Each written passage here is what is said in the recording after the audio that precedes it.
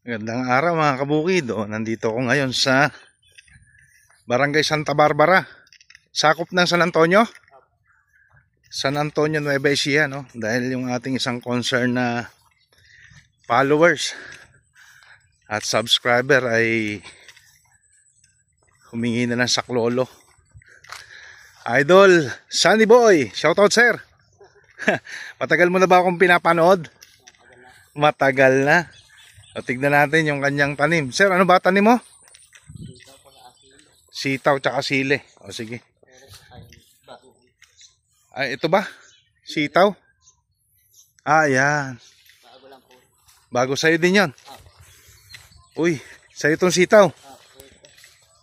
Oh. Medyo ano nga, may problema. Pangita na sa may itim. May atake po ito ng sa aking insect. At sa itong sili na to. Morning! Shout out sa'yo. Kilala na agad ako. Oh, thank you. So pitas nila ngayon. Ilang kilo ba yung sitaw mo, buto? Kulang 1 kilo lang po. Ako ma, kulang 1 kilo. Nakakalaksa na ba kayo dyan? Wala, hindi pa. Eh, ilang buwan na ito? 11 pitas pa lang po. 11 pitas.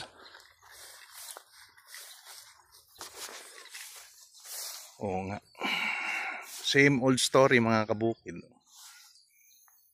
So, nag-develop na ng wealth. Ayan, namatay na to.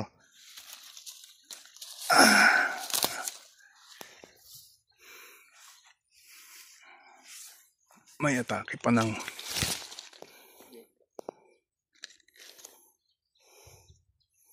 parang trips eh. Trips ito, jet.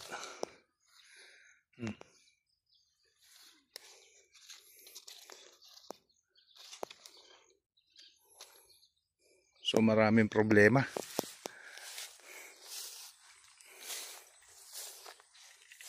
So ganun uli ang ating sistema dito.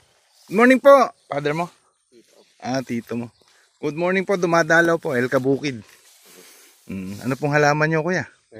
Ito. Okay. So, ganun din. Ano yung advice ko doon kay Sir Marvin Nicolas, ano? Shoutout sa'yo. Sa kabilang barangay naman yun. Barangay KC1. Okay. So, shoutout sa'yo, sir. Medyo mas konting grabe lang to. Malala, no? So, dito, magdidilig din po tayo ng activator. Diligin natin to. So, nakatry ka na ba magdilig dito? Hindi pa, puro spray. Ano lang po, yung mga fungicide na ano. Didilig mo. Nakakailan drum ka?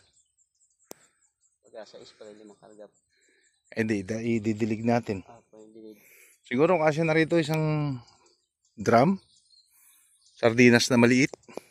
Pag po sa timba-timba, 15 timba. 15 timba. Pera po yung So, mga nasa ano po siguro, mga 23 timba. yung timba ilang litro yun? 16. 16 litro. Pwede na nga isang drum. 200 liters. Pwede na po rito mga kabukid. Mamatay. Hindi talaga makakakuan dyan kasi ayan, kagaya ito. Kaya ka na nagdilig na fungicide. Hindi ko kaya ng fungicide eh. Dapat kombinasyon. Fungicide, bactericide. Gaganan. Tapos may atake pa sa ibabaw, may jet, no? May mga trips pa. Ako nakikita. Ala naman puting manlilipad. Ala kasi nag-uulan. Okay. So ito, fungus to eh.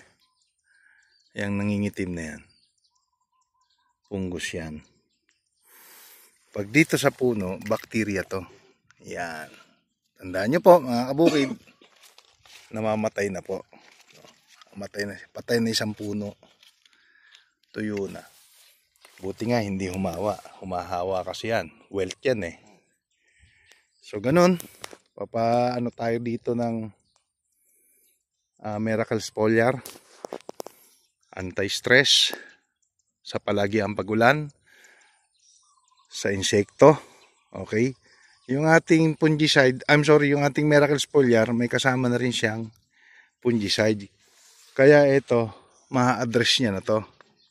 Hindi lang niya ma-address yung problema sa lupa mo, kaya namamatay. And then, papatulong tayo ng Optimax at Formula 1 para sa ito, jet, no? Ayan, daming atake. At